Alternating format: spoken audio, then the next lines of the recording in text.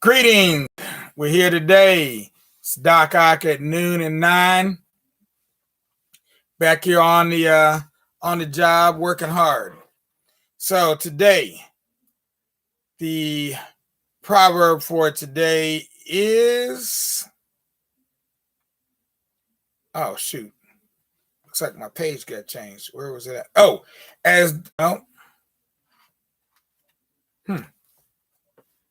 was here a minute ago. Just left. It's odd. Thought it was that one right there. Well, I guess I'll do this one here. As the wound inflames the finger, so thought inflames the mind. So that's our goal for today. That's our goal all the time, every day, is to get your mental juices working, get you to thinking some different thoughts, keep those wheels, your mental wheels active and well oiled. Don't let them just sit around and start getting rusty, dusty. Because trust and believe, if they get rusty or kind of dusty, after a while, they're just going to seize up on you and you're going to have a major issue not being able to think your way out of a wet paper bag. So we certainly wouldn't want you to be in a situation like that where you couldn't think your way out of a wet paper bag. Now, let's see. So today, this is where the stories that we had been reading about Anansi and the stories from Amos Tutuola's masterpiece, his tour de force, My Life in the Bush of Ghosts, where they converge. And they all come together in the spider's web bush. So that's where we're at today. So you remember he was in the 20th town of ghosts. He had to run. He was running away from a bunch of ghosts. They were armless ghosts, but we found at the end that apparently these armless ghosts had hands. They just didn't have arms. Seems to be. So he was chasing after the ugly ghostess, but he gave up on her and decided to just run for his life. So that's where he's at right now. As these ghosts did not stop and chasing me along. So after I ran further in this alarm bush, that's the bush where every time he put his feet down, they would holler out. There I saw a bush which was almost covered with spiders' webs in front at a distance of about 80 yards. Then I pretended to stop and not to run to it.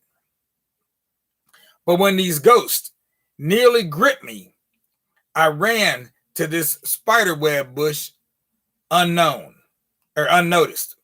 Of course, they were banned from entering it. And after I ran to a distance of 7 feet in this spider web bush, and when I was stopped from running along by this thick web, so I turned sharply at once back to come out of it. And instead of coming out easily, I was simply wrapped up as a chrysalis by the web. At the same time, I was held up by it and dangled to and fro by the breeze as a dried leaf. Now, knowing spiders as we do, we can only imagine what's probably getting ready to happen next as he's dangling there in this web. I was held up and dangling. Oh, no, wait a minute. As a dry leaf, immediately I was held up and dangling. All these ghosts went back as they were strictly banned from entering it because it belonged only to a kind of ghosts who are spider-eating ghosts. This spiderweb bush was totally covered with spider's web as a fog in a season. There was no single tree, bush, refuse, or plants, which are usually found in other bushes, but only the spiders and their web represented them. The town of these spider-eating ghosts is separated from all other kinds of ghosts. They were fond of eating spiders, which were the most important food for them. So therefore, no other kinds of ghosts should enter there. I was so wrapped that I was hardly able to breathe out easily. Even it so straightened me that I could not bend anywhere as a dried stick, and I could not cry out for help because it corked my mouth as a bottle, and I could not see anywhere whether any danger or harmful creature was coming there to kill me. So I remained there helplessly, except the breeze or wind which was blowing me to and fro. When it was about 7 hours that I was wrapped and held up there, a heavy rain came, beating me till the third day that one of the spider-eating ghosts came to eat the spiders. The rain beat me so that the web which wrapped me tightly soaked my body as if I was bathed with water. As he came to eat the spiders on this day, and as he was going around searching for the spider, and when he saw me dangling to and fro, he stopped suddenly at a little distance from me and looking at me for some minutes before he came to me. Then he pressed every part of my body with his hands. Although I did not see him with my eyes, but was hearing his foot noise and also feeling on my body that he was pressing it with his hands. Having pressed it for a few minutes, then he was saying thus, "Oh, I thank God Almighty today. I discovered my father whom I had been looking for many years ago. And I do not know that it is here he died when he came to eat the spiders. So I shall take him to the town for burial and other ceremony. I thank God today." He was exceedingly glad as he discovered me as the dead body of his father. Then he took me on his head and kept going to the town at once with joy. He did not wait and eat the spiders on this day at all. When he carried me and appeared in the town, all his town's ghosts asked him that what sort of heavy load he was carrying and sweating as if he bathed in water like this.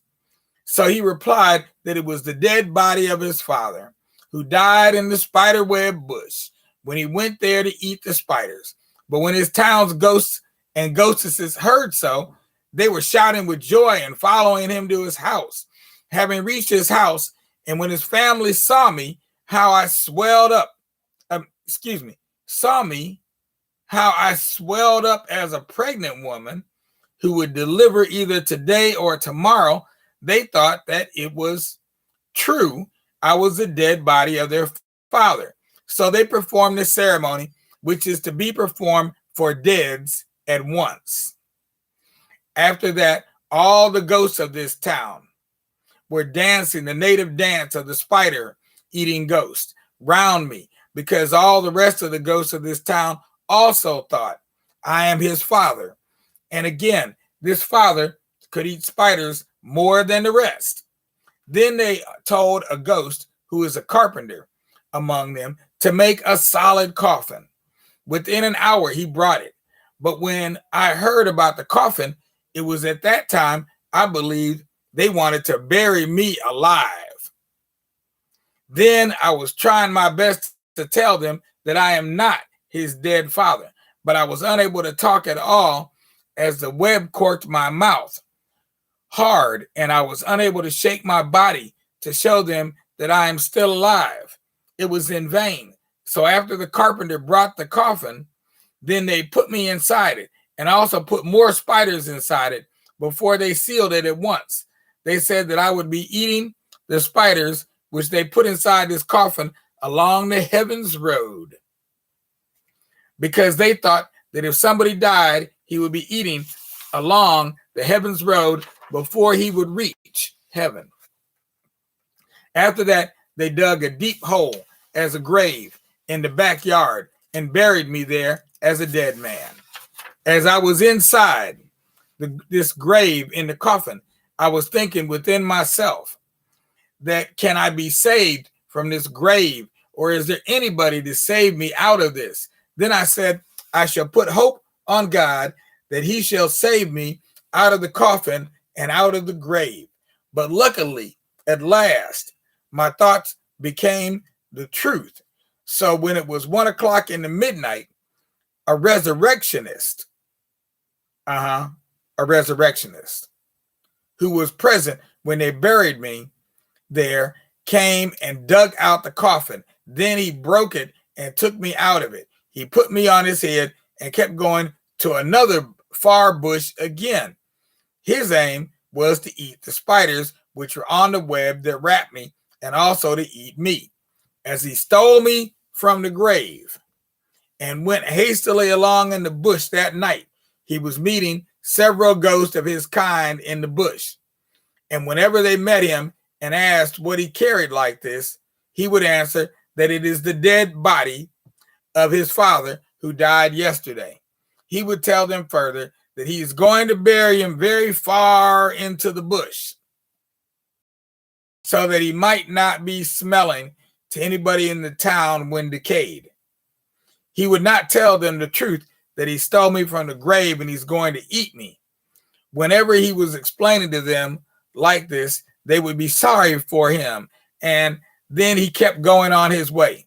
It was that night, I believed, that thieves are giving themselves much severe punishment whenever they steal important things, because as he was talking to those whom he was meeting on the way, his voice was trembling with fear, and his body was also shaking and looking here and there. Perhaps somebody was chasing him to catch the thief of the dead body.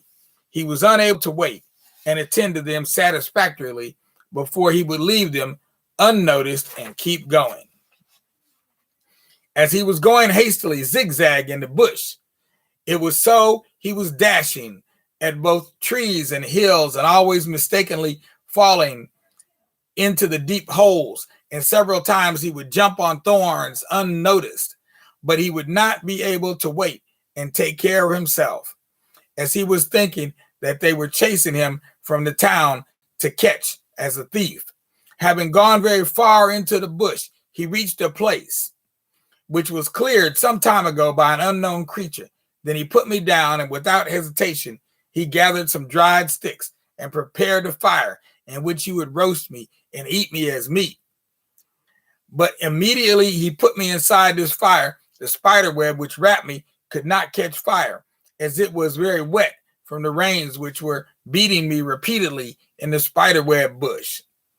Before I was taken to the town for burial, again, the fire was insufficient to burn the web away from my body before I could be roasted, because the dried sticks were very scarce near there. But at the same time that he put me on this fire, about 12 ghosts of his kind appeared and came to him. Then they asked him what he wanted to do in that place. He replied that it was the dead body of a spider-eating ghost father he stole from the grave to roast and eat. But as all these ghosts heard so from him, they were jumping up with gladness. They told him that they would eat me with him. He was very annoyed when he heard so, as he alone wanted to eat me, as the fire which had been prepared before these ghosts appeared to him was insufficient to roast me. And luckily, as the dried sticks were very scarce to get near there, so he sent 2 of the ghosts to go for the dried sticks. But these 2 selected ghosts refused totally to go unless the whole of them would go, because they were thinking that it was a trick.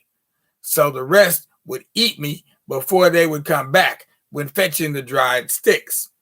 When these 2 selected ghosts refused to go unless the whole of them would go together, then he told them to go together. But the whole of them said again, unless he would follow them as well before they would go. After they argued for some minutes, then all of them, together with the one who brought me there, went to fetch the dried sticks. But after they went away and left me there, and as this fire was yet half quenched, so I tried my best and laid my body on it. And after some minutes, the web became half dried and caught the fire, which was slowly burning the web. Then I found my way out by force from the web. Of course, it burnt some parts of my body slightly. Without any ado, I took to my heels, and before they could return from the place that they went for the sticks, I'd gone very far into another bush, which did not belong to them. This is how I was saved from the spider-eating ghost who buried me alive. Immediately I escaped. Then I traveled to the southeast of this bush. Perhaps I would see the way to my town, and perhaps I might see something to eat, as I was feeling hunger. At that moment, a heavy rain with a very strong wind came. This wind was blowing here and there, so that many trees there were falling down unexpectedly. So I stopped and looked for a safe place to shelter myself from the rain and to save my life from all the trees which were falling down here and there by the strong wind. But as I was looking for such a place, there I discovered a place which was close to a big tree with props, and I thought that the place was refuse or of dried leaves, which were heaped together closely to this tree, because it was so dark at that time that I could not see everything clearly. Even I could not see myself as well. So I laid down and crept into it, not knowing that it was inside the pouch of a kind of the animal who has a big pouch or bag under his belly. I entered as he had already sheltered himself there before me, so I simply entered it. But as it was warm slightly like a room, I fell asleep in it within a minute. But when the rain with the strong wind were too heavy or too much for him to bear and remain there, he left that place and looked for another place to shelter himself, and did not discover such a place until he reached a bush which belongs to the 15th town of Ghost, which only belongs to Short Ghost. But I did not wake at all in his pouch, as he was carrying me about until he reached this bush. And there we are, the end of that chapter. It was kind of long, not too long, but longer than I expected. So really quickly, I'm going to just wrap this up because we're out of here. Make sure if you're looking at us on YouTube, hit the subscribe button below. If you're looking at us on Facebook, give us a like, give us a share, so show somebody that you really do care. Peace out. We'll see you without a doubt either tonight at 9, or we'll see you tomorrow for our watch party, which will be entitled, what did I give it? I gave it a name. Let's see what I called it. Tomorrow noon. Oh man, I didn't write down the name. Nope, didn't write it down there. But we'll be talking about your mama. Okay, so join us as we talk about your mama tomorrow at noon. From noon to 1, we'll be having all kinds of special guests, including Francis Cress Welsing. We'll have Dr. Bobby Wright. We'll have Malcolm X, El Haj Malik El Shabazz. We'll have who else? Jamie Foxx, Tommy Davidson. We'll even have a special appearance by George Wallace. George Wallace. I'll let you figure out which George Wallace that is, because there's more than one. All right. Peace out until then. We'll see you tomorrow with a great big grin on our watch party, 12 to 1. Check it out. No doubt it's going to be something different that you haven't seen before. Oh, and we'll also be featuring The Last Poets. You know it.